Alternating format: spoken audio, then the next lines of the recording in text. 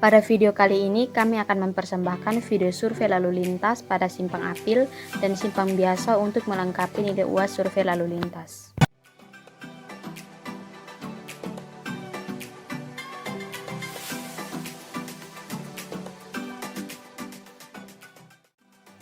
Lokasi survei yang kami ambil untuk simpang Apil yang terletak di Jalan Jenderal Soeharto, Nyakoten 2, Kecamatan Kota Raja, Kota Kupang, NTT, tepatnya di Monumen HKSN, dan untuk simpang biasa terletak di Jalan Palapan, Nyakoten 2, Kecamatan Kota Raja, Kota Kupang, NTT.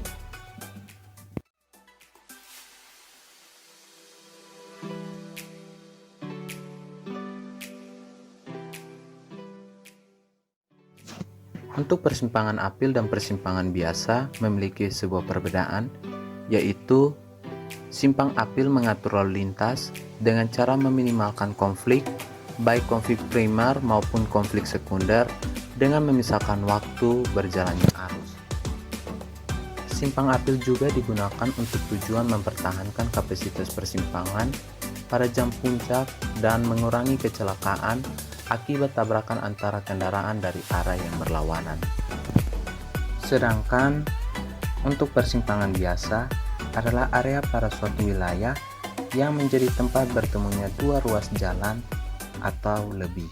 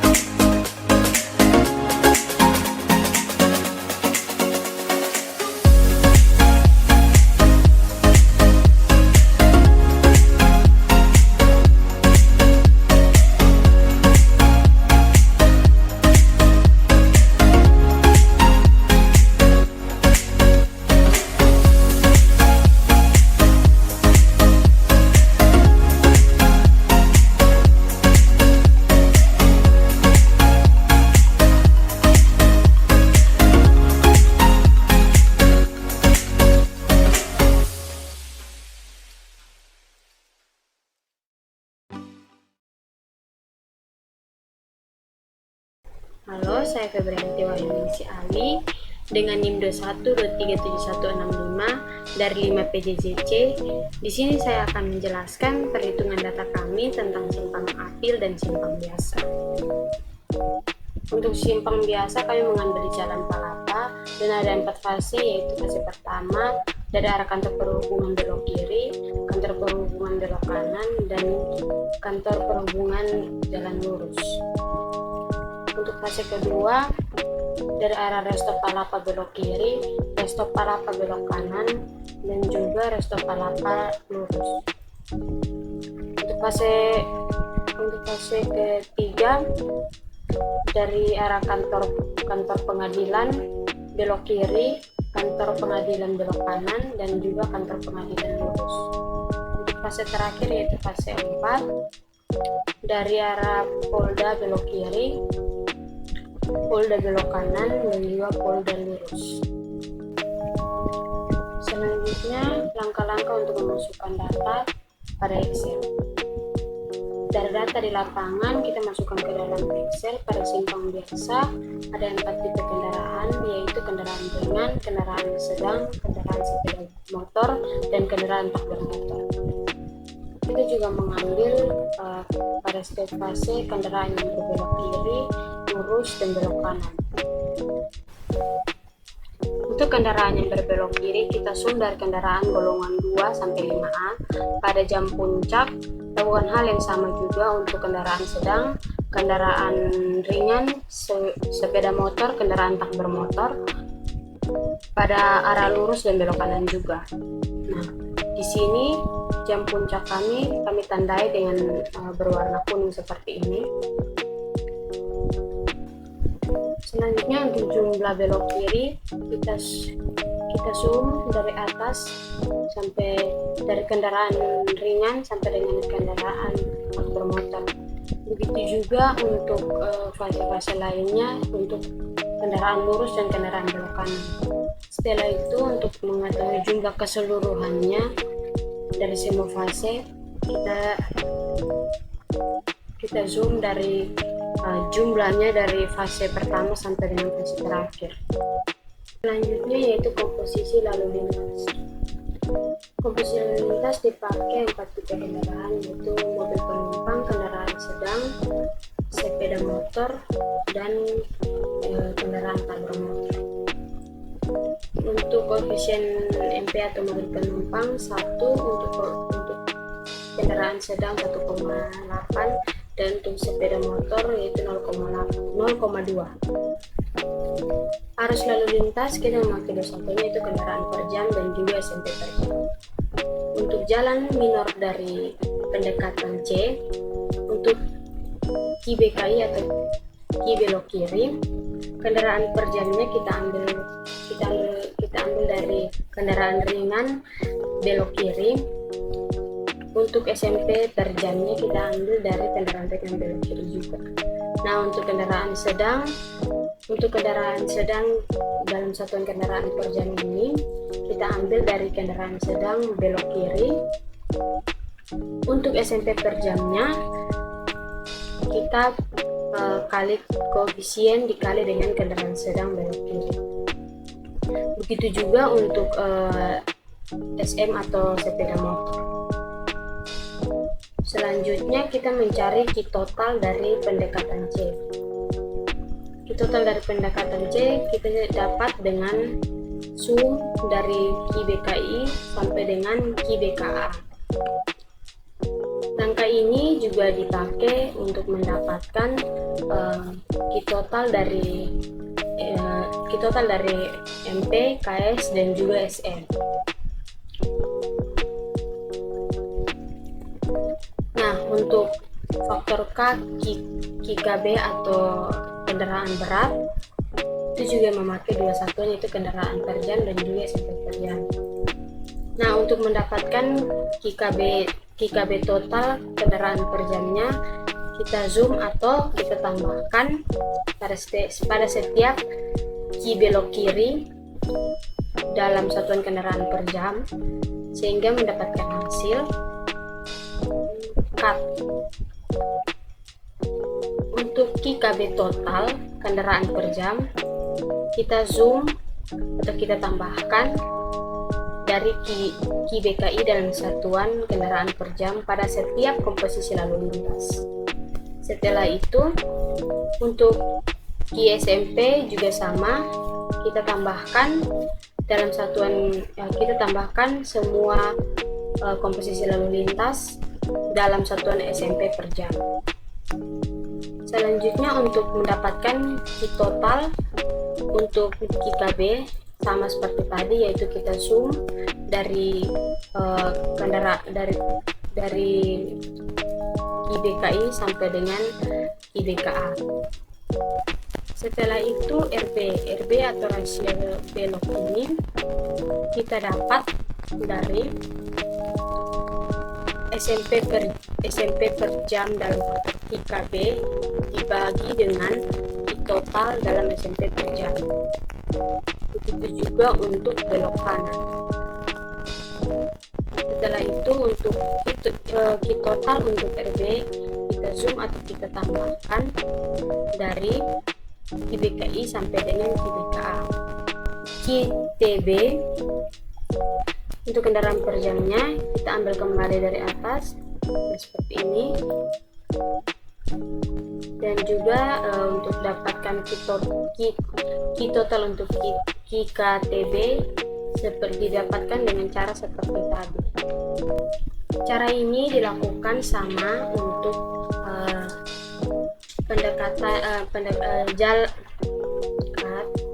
Cara ini juga dilakukan pada jalan mayor dari pendekatan B dan juga pendekatan D. Setelah itu kita tambahkan kendaraan MP, KS, SM dalam SMP per jam. Cara yang tadi dijelaskan berlaku juga untuk jalan mayor dari pendekat B dan juga jalan mayor dari pendekat B. Setelah itu kita masuk ke dalam total dari jalan minor dan jalan mayor. Untuk KI/BKI kita dapat dari penjumlahan dari KI/BKI jalan minor pendekat C, pendekat A, dan mayor pendekat B dan pendekat D. Cara ini juga berlaku untuk Ki lurus dan Ki belok kanan. Setelah itu kita mencari Ki total dengan cara Ki min ditambah Ki MA. Seperti ini kita mendapatkan Ki total pada SMP per jam, kita tambahkan dari Ki total jalan minor, Ki total jalan minor ditambah dengan Ki total jalan mayor. Cara ini juga berlaku untuk KS, SM, dan KKB total. Untuk rasio belok total dari jalan minor dan jalan mayor didapat dari KI/BKI dibagi dengan KI/BKA, dan untuk KI/BKA didapat dari KI/BKA dibagi dengan Ki total dari KI/BKB. Selanjutnya, untuk total dari rasio belok didapat dari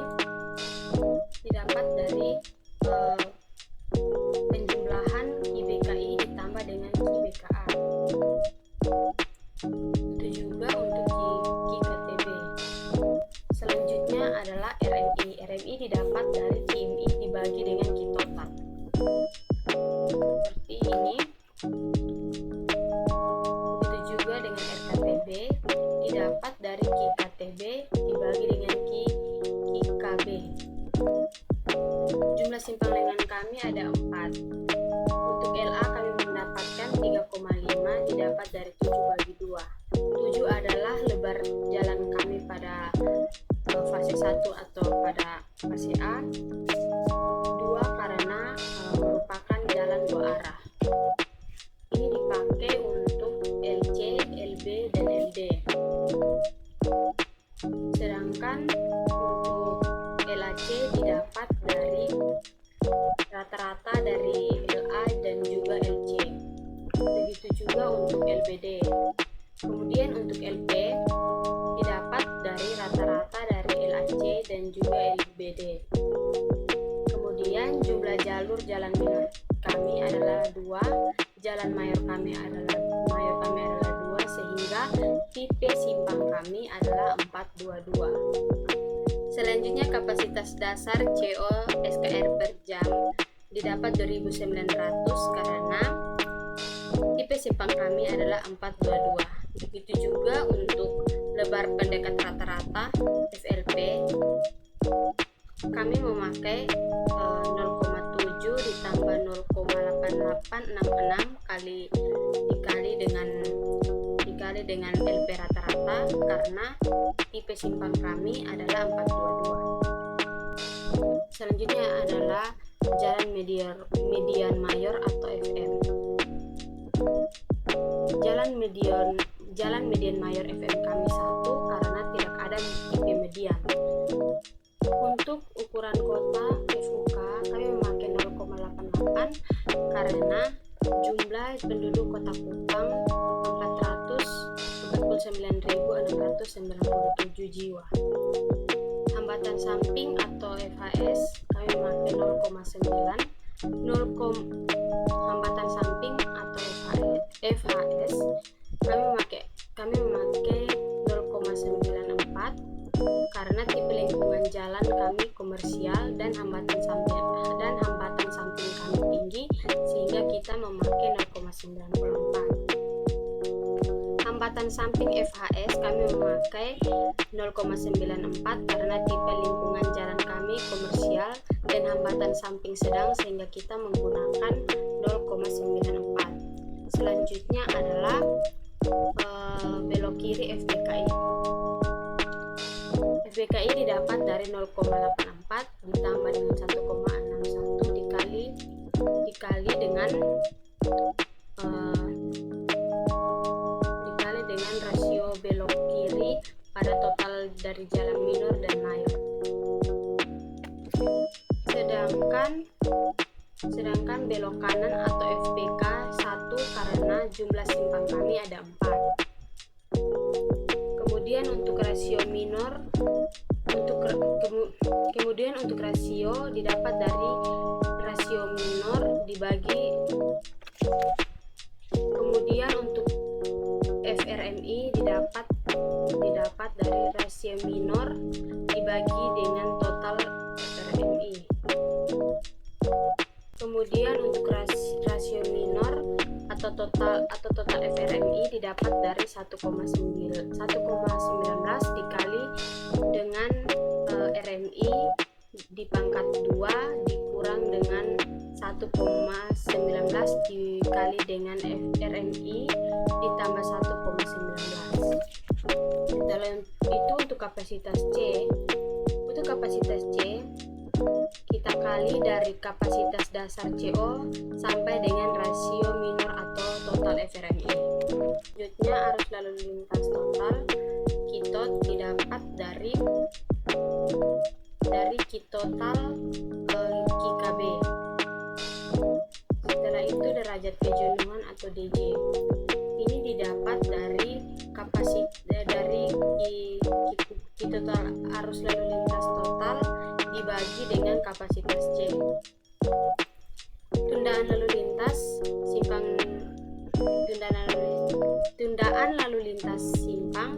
didapat dari 1,0504 dibagi dengan 0,2742 kurang 0,2042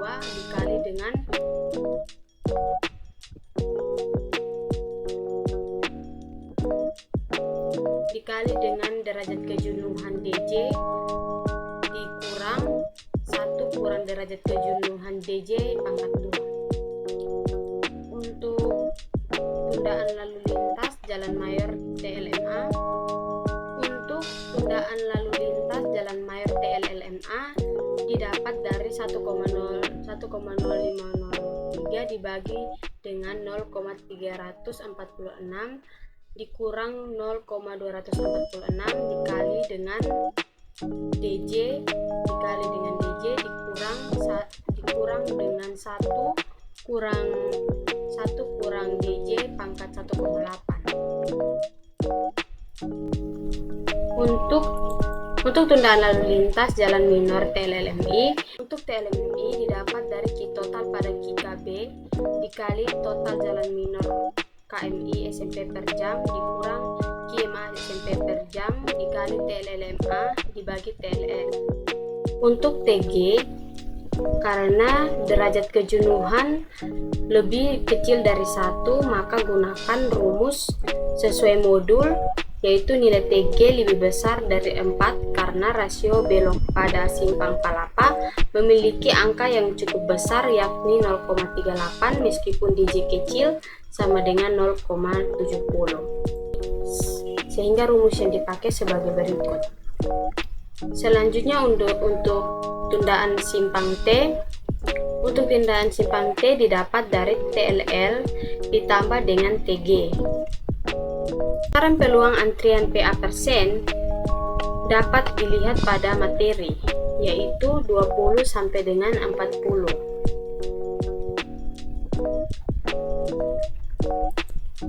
Untuk kisaran peluang antrian PA dapat dilihat pada materi, dan itu kami mendapatkan 20 sampai dengan 40. Kesimpulan yang kelompok kami ambil pada simpang biasa kali ini adalah berdasarkan data dari hasil perhitungan survei lalu lintas kami pada simpang biasa di Jalan Palapan Ekoten 2, Kota Kupang NTT, kelompok kami dapat menyimpulkan bahwa arus lalu lintas total yang terjadi lebih kecil dibandingkan dengan kapasitas jalan, sehingga derajat kejenuhannya di bawah angka 1. Maka simpang pada jalan ini masih layak digunakan dan tidak perlu adanya perubahan. Simpang apel, masukan data yang didapatkan dari survei lapangan, yaitu pada arah selatan belok kiri,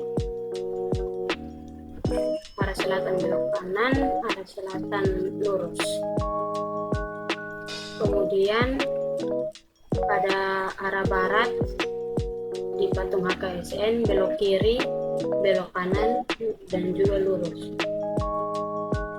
Untuk arah utara, para patung HKSN belok kanan depan dunia mode, belok kiri, dan juga lurus. Nah, itu untuk ISKR per jam pada selatan didapat dari sum jumlah kendaraan pada jam puncak pada arah kiri ditambah jumlah kendaraan pada arah kanan ditambah jumlah arah lurus. Lakukan hal yang sama untuk arah utara dan barat. Selanjutnya dari data di lapangan kami mendapat lebar jalan kami pada arah selatan yaitu 12,5 meter, utara 7,85 meter, dan barat 6,8 meter. Untuk S0 SKR per jam didapat dari 600 dikali dengan LE pada arah selatan. Hal ini juga sama untuk arah utara dan juga barat. KKR didapat dari jumlah total kendaraan ringan pada jam puncak pada setiap arah. Selanjutnya untuk untuk KR terlindung SKR per jam didapat dari kendaraan per jam dibagi dengan EKRP. Untuk totalnya didapat dari sum dari BKI sampai dengan BKA. Selanjutnya KKB didapat dari jumlah total kendaraan berat pada jam puncak pada setiap arah selatan, utara maupun barat. Untuk terlindungnya, untuk KKB terlindung didapat dari kendaraan per jam pada KKB dikali dengan EKRP. Setelah itu untuk mendapatkan totalnya pada masing-masing kendaraan per jam dan terlindung didapat dari sum dari BKI sampai dengan BKA.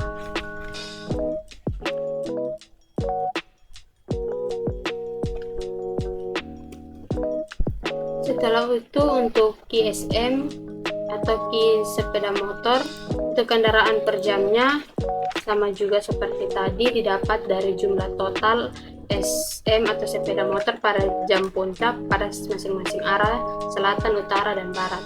Untuk terlindung SKR-nya juga didapat dari ISM kendaraan per jam dikali dengan EKRP. Untuk totalnya didapat dari sum dari BKI sampai dengan BKA atau jumlah dari BKI sampai dengan BKA. Ini berlaku pada arah selanjutnya pada setiap jenis kendaraan. KKBM total arus kendaraan per jamnya didapat dari jumlah KBM pada jam puncak arah selatan, utara, dan juga barat. Untuk terlindungnya didapat dari untuk terlindung SKR per jam pada total arus kendaraan bermotor didapat dari penjumlahan terlindung dari KKR, KKB, dan KSM. Nah, cara ini berlaku juga untuk arah selanjutnya, yaitu utara dan barat. Selanjutnya ada RBKI atau rasio belok kiri. Ini didapat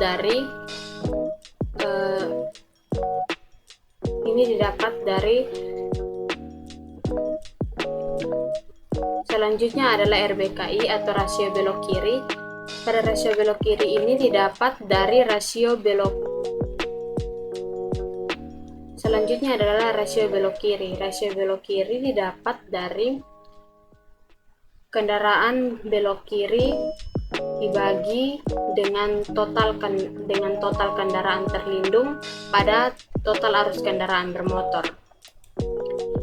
Cara ini berlaku untuk arah selanjutnya. Selanjutnya adalah rasio belok kanan. Rasio belok kanan didapat dari total arus kendaraan bermotor terlindung pada belok kanan dibagi total terlindung arus kendaraan bermotor. Cara ini dilakukan KKBM, RBKI, dan RB. Cara ini dilakukan untuk arah selanjutnya. Selanjutnya adalah KKTB. KKTB didapat dari jumlah KTB pada jam puncak pada arah selatan, utara, dan barat.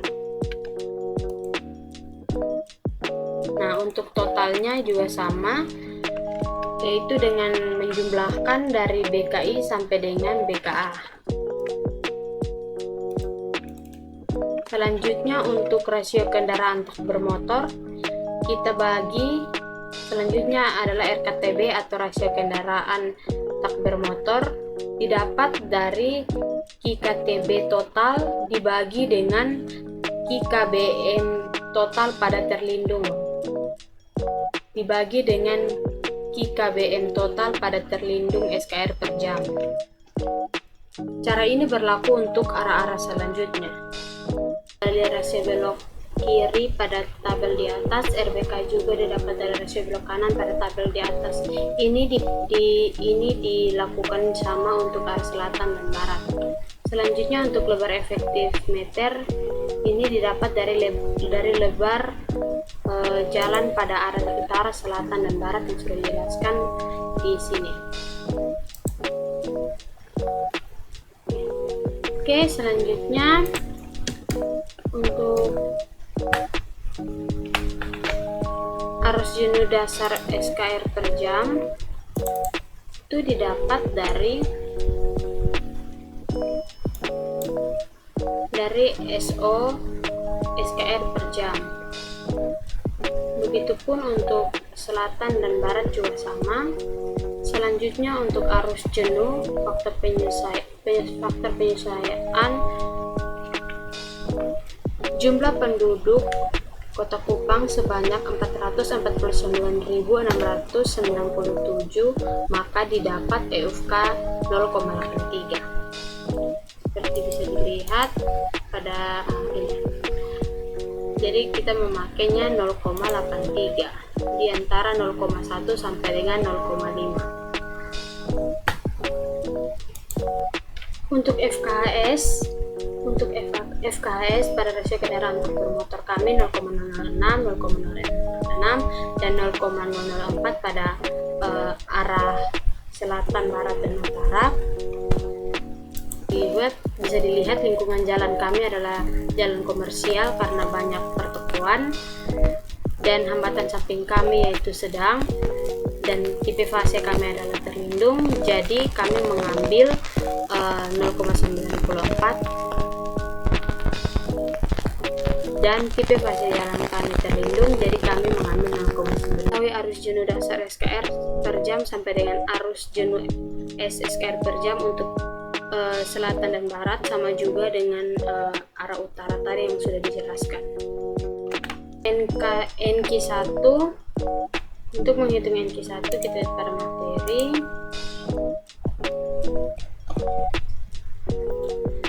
Karena DJ kami lebih besar dari 0,5, maka kami menggunakan rumus ini, rumus pada NQ1 di materi.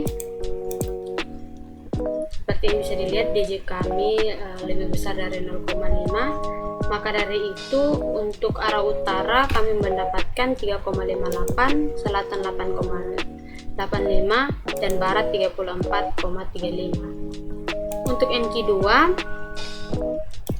kita lihat lagi di materi, yaitu untuk NQ2 didapat dari C kali 1,RH. C2 didapat dari C kali 1 kurang RH dibagi 1 kurang RH kali DJ dikali Q dibagi 3600, sehingga hasil kami untuk NQ2 pada utara adalah 16,02, selatan 17,76, dan barat 32,21. Untuk NQ kita dapat dari SKR NQ ditambah dengan NQ2. Untuk SKR sendiri, selanjutnya untuk PA panjang antrian itu diambil pada materi, yaitu dengan rumus NQ dikali 20 dibagi LM. Sehingga pada sini, pada data kami, NQ yaitu 19,60 pada arah utara dikali dengan 20 yaitu jumlah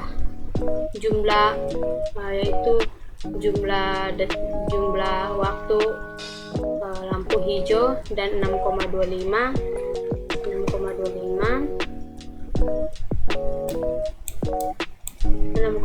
adalah lebar jalan pada jalan selatan.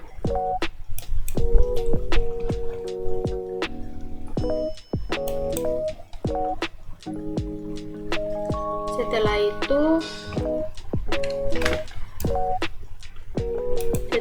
itu RKH atau rasio kendaraan terhenti. Selanjutnya untuk RKH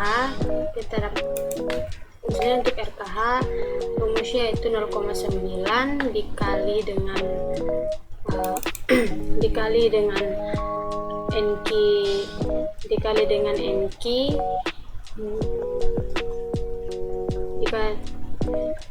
selanjutnya adalah RKH atau rasio kendaraan terhenti.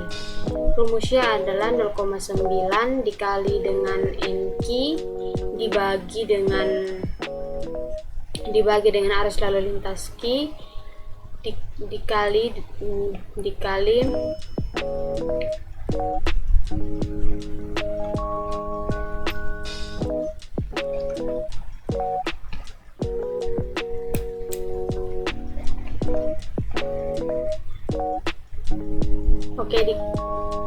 dengan jumlah fase dikali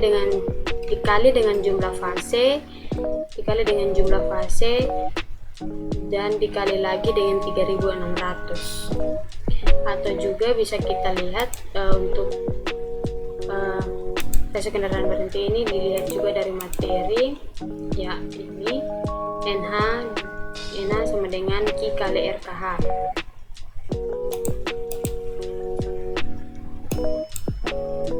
Selanjutnya untuk jumlah kendaraan terhenti didapat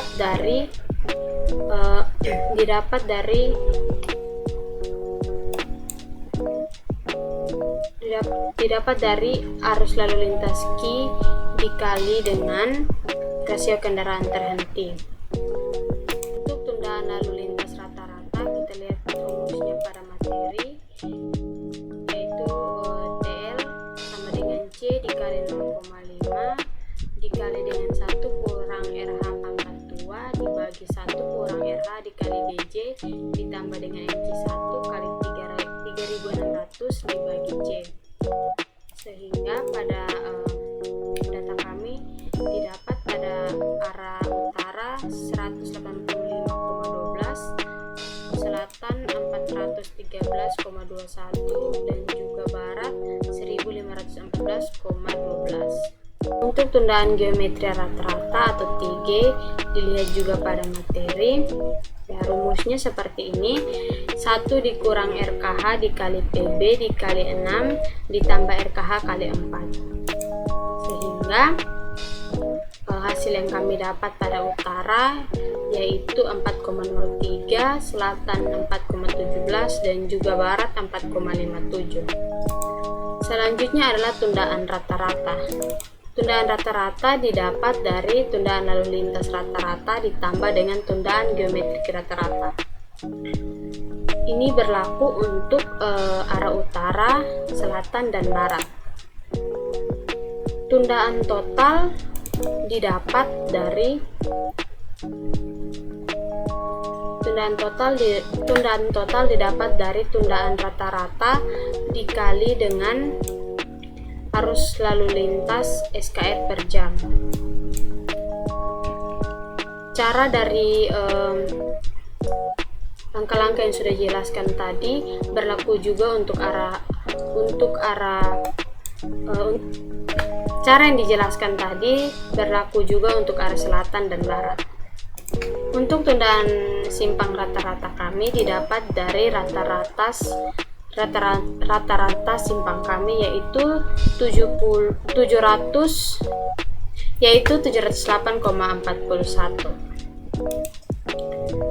Dan yang terakhir adalah kesimpulan yang kami ambil dalam simpang ampil ini berdasarkan data dari hasil perhitungan survei lalu lintas kami pada simpang apil di Jalan Jenderal Soeharto, Nekoten 2, Kota Kupang, NTT, tepatnya pada Monumen HKSN. Kelompok kami dapat menyimpulkan bahwa arus lalu lintas melebihi kapasitas dari Jalan Jenderal Soeharto sehingga mengakibatkan derajat kejenuhan lebih besar dari 1, yang mengakibatkan jalan tersebut kurang efektif dalam penggunaannya. Maka perlu adanya perubahan terhadap waktu siklus, yakni penambahan durasi pada lampu hijau dan penambahan rambu dilarang parkir di sekitar lengan simpang.